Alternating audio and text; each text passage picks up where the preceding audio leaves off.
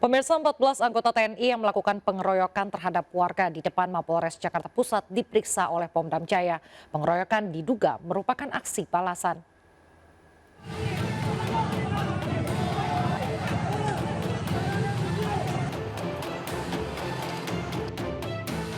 Kericuhan terjadi di depan Mapolres Metro Jakarta Pusat, Kamis dini hari. Sekelompok anggota TNI melakukan pengeroyokan terhadap 4 orang warga hingga mengakibatkan keempat warga tak sadarkan diri. Pengeroyokan ini diduga merupakan aksi balasan.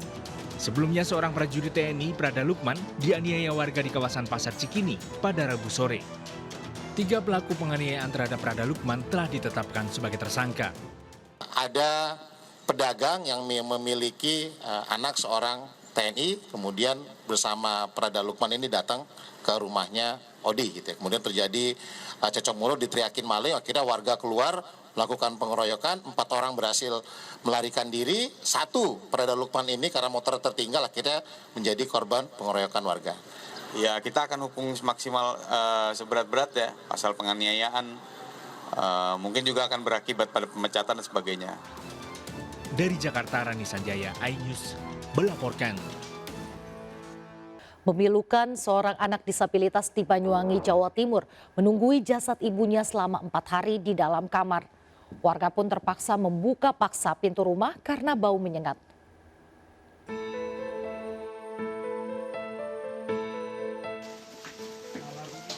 Jenazah SK wanita lansia akhirnya dievakuasi petugas dari rumahnya di Jalan Raung, Kelurahan Singotrunan, Banyuwangi, Jawa Timur. Yang memprihatinkan, di sebelah jenazah korban terbaring anaknya DA 23 tahun, pria disabilitas berkebutuhan khusus menemani jasad ibunya. DA mengunci diri dalam kamar bersama jenazah ibunya selama 4 hari. Terungkap saat seorang warga berkunjung untuk menemui ibu DA, namun pintu terkunci dan tercium bau menyengat. Posisi rumah semuanya dalam keadaan terkunci, sehingga kita bisa masuk itu melalui pintu samping dengan cara membuka paksa atau didorong. Jenazah sang ibu telah dimakamkan, sementara DA pria disabilitas kini diasuh ayahnya yang telah terpisah belasan tahun. Dari Banyuwangi, Jawa Timur, Eris Utomo, iNews melaporkan. Selain kasus BBM dicampur air di Bekasi, Polri ungkap 4 SPBU Pertamina di Jakarta, Tangerang, dan Depok mencampur BBM Pertalite dengan zat berwarna untuk dijual ke konsumen sebagai BBM Pertamax.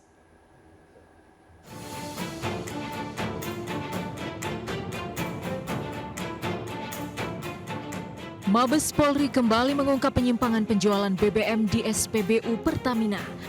Kali ini kejahatan dilakukan 4 SPBU Pertamina yang dikelola swasta dengan cara mencampur BBM Pertalite dengan pewarna hingga menyerupai Pertamax, kemudian dijual ke konsumen dengan harga lebih mahal. Keempat SPBU tersebut adalah SPBU Jalan Cokro Aminoto nomor 8 Ciledug, Tangerang, Banten, SPBU Jalan Hasyim Asyari Cipondoh, Tangerang, Banten, SPBU Jalan Arteri Kelapa II Raya Kebonjeruk, Jakarta Barat, dan SPBU Jalan Raya Bogor Cimanggis, Kota Depok. Dari temuan tersebut, 5 orang ditetapkan sebagai tersangka, mulai dari pengawas, manajer, hingga pengelola. Beroperasi selama 2 tahun lebih, total keuntungan dari kejahatan tersebut mencapai 2 miliar lebih. Kalau kita hitung nih ya, harga dari BBM Pertalite adalah 10.000 per liter, sedangkan BBM Pertamax adalah 12.950. Jadi ada disparitas harga hampir 3.000. Mabes Polri menyita barang bukti 30.000 liter BBM Pertamax palsu, zat pewarna, dan dokumen penjualan. Dari Jakarta, Steven Patinama, iNews melaporkan. Hampir 600.000 tiket kereta keberangkatan dari Jakarta sudah terjual untuk periode mudik Lebaran 31 Maret hingga 21 April 2024. Lalu kapan puncak arus mudik dan bagaimana peluang mendapatkan tiket mudik saat ini?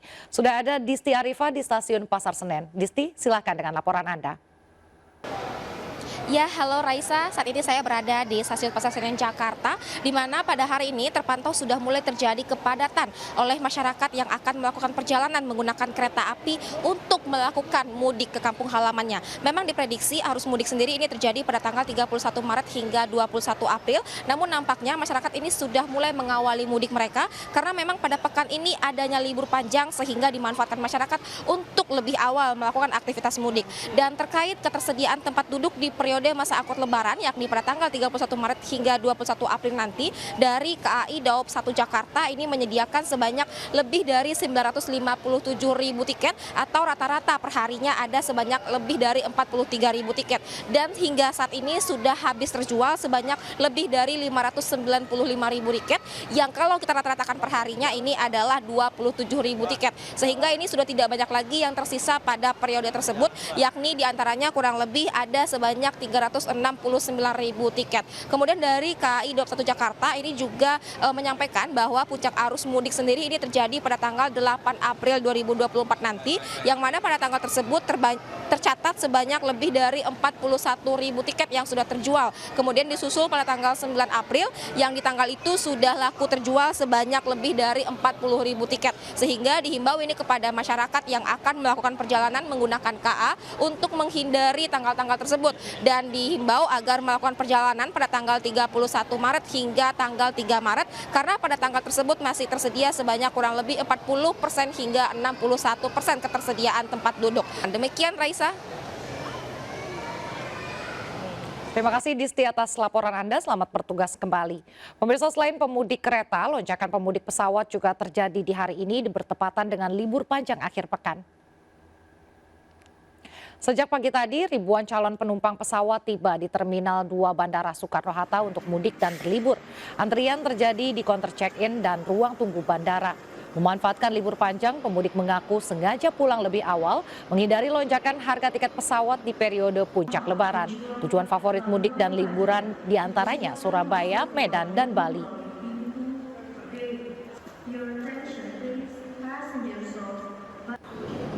Kepadatan pemudik juga terjadi di Terminal Bus Kalideres, Jakarta Barat.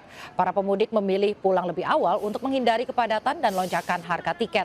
Untuk keberangkatan tanggal 5 hingga 8 April, seluruh tiket mudik bus jurusan Sumatera dan Jawa sudah ludes terjual.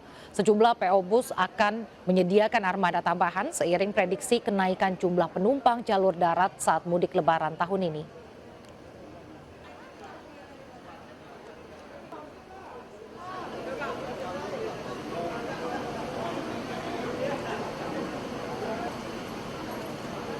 Pemirsa, jelang Hari Raya Paskah hari Minggu mendatang, ratusan umat Katolik di Gereja Santo Nikodemus Ciputat, Tangerang Selatan hari ini mengikuti ibadah Jumat Agung. Pihak gereja juga menggelar visualisasi Jalan Salib. Ratusan umat Kristiani berkumpul sejak Jumat pagi untuk mengikuti visualisasi Jalan Salib atau kisah sengsara Yesus Kristus dalam peristiwa salib. Secara teatrikal, beberapa jamaah memvisualisasikan kisah Yesus Kristus. Dimulai saat Yesus dijatuhi hukuman mati hingga peristiwa Yesus di kayu salib. Visualisasi ini bertujuan untuk mengenang pengorbanan Yesus Kristus sekaligus pesan agar para umat senantiasa menjalani kehidupan dengan kesabaran dan keikhlasan.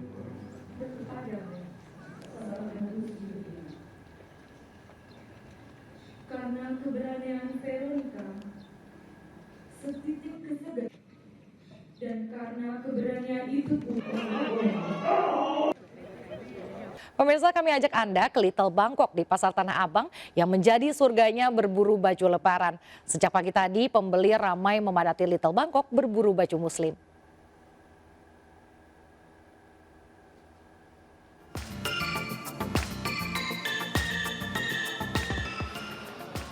Kawasan Little Bangkok, Pasar Tanah Abang, Jakarta Pusat dipadati pembeli sejak Jumat pagi.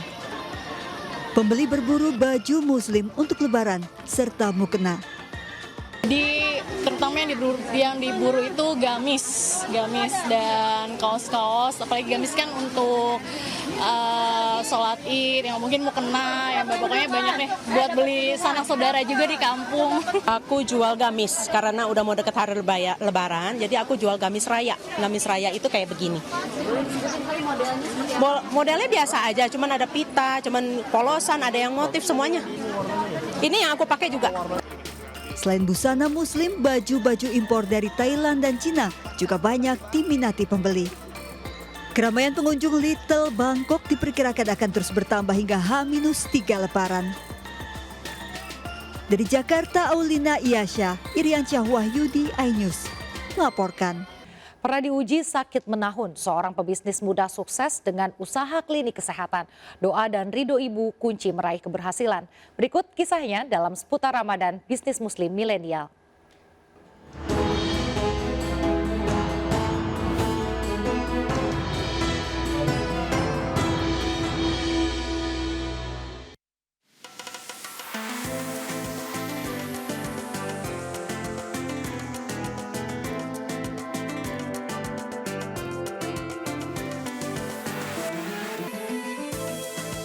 Awalnya saya sempat sakit lama, ya, 2 tahun, GERD namanya, penyakit sejuta rasa, rasanya itu pengen mati nggak mati-mati, pengen pingsan nggak pingsan-pingsan. Ya, 2 tahun ikhtiar nyari kesembuhan kemana-mana, qadarullah belum dikasih kesembuhan sama Allah. Akhirnya saya dan istri mutusin buka usaha ini. Qadarullah ya, ketika kita fokus nggak mikirin diri sendiri, mikirin orang lain, nyahatin orang lain, malah Allah nyahatin saya. Pernah sampai kita bangun sampai 23 cabang warung sehat dari Aceh sampai Gresik. Nah, qadarullah tiba-tiba di cabang yang ke-24 kita drop ya. Kita tutup hampir 80%-nya, sisa tinggal 3 cabang. Akhirnya kita coba muhasabah. Waktu itu saya ingat banget, setiap buka cabang saya selalu minta izin sama ibu ya, sama orang tua. Bu, izin ya buka cabang yang kedua, ketiga, keempat dan seterusnya. Sampai di cabang ke-24 itu saya ngerasa udah biasa gitu, udah biasa sebulan bisa buka 1-2 cabang. Sampai akhirnya Allah ngingetin, ternyata sukses saya itu bukan karena jagonya saya, bukan karena pinternya saya, bukan karena hebatnya saya atau ilmunya saya, tapi salah satunya adalah doa dari ibu saya. Tolong hancurin, dari situlah saya sadar. Akhirnya 3 cabang yang tersisa itu kita dikasih petunjuk sama Allah, bukan toko herbal tapi klinik. Akhirnya kita ngembanginlah dengan konsep pengobatan Nabi, ya, pijat, bekam, ruqyah, gurah, macam-macam, yang akhirnya 3 cabang kita ini omsetnya bisa lebih besar daripada omset yang 24 cabang. Tiap pagi ada program namanya TDS, Tilawah Duha Sedekah. Jadi pahala duha saya setiap pagi bisa lebih dari 8 rakaat ya, 50 kali 2 ya berarti 100 rakaat setiap pagi. Belum sedekahnya mereka, belum tilawahnya mereka, belum kebaikan mereka ketika mereka bisa jadi perantara kesembuhan banyak orang. Itu jadi kebahagiaan tersendiri ya. Kami Ramadan ini kami manfaatkan untuk siar. Konsep ini bisa dirasakan oleh banyak orang. Hampir setiap hari kita live lewat IG dan TikTok. Kita jelasin bekam, habatus sauda itu apa, memahami bahwa tubuh kita bukan hanya fisik aja, tapi ada pikiran, emosional, dan spiritual. Ya, jadilah pengusaha, niat bahagiain banyak penduduk bumi, insya Allah penduduk langit dan alam semesta akan mendukung kita, bahagiain kita, insya Allah. Eksekutif Chairman MNC Group, Haritanu Sudibyo bersama Menteri Perhubungan dan Kakor Lantas Polri melepas tim liputan iNews Media Group untuk arus mudik dan balik lebaran 2024 di iNews Tower, Jakarta Pusat. Ratusan jurnalis akan ditugaskan untuk menghadirkan informasi situasi mudik di berbagai jalur yang dilalui masyarakat.